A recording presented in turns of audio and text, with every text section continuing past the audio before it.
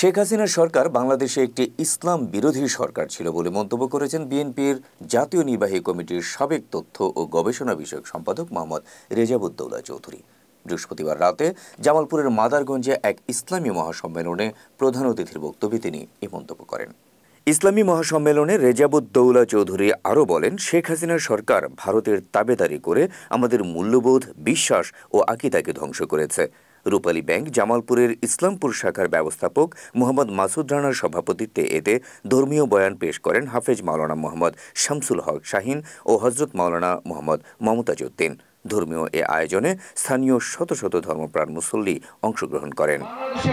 ইসলাম বিরোধী একটা সরকার ছিল, ভারতের তাবেদার সরকার ছিল, যে আমাদের মূল্যবোধ, আমাদের বিশ্বাস, আমাদের আকীদাকে ধ্বংস করেছে।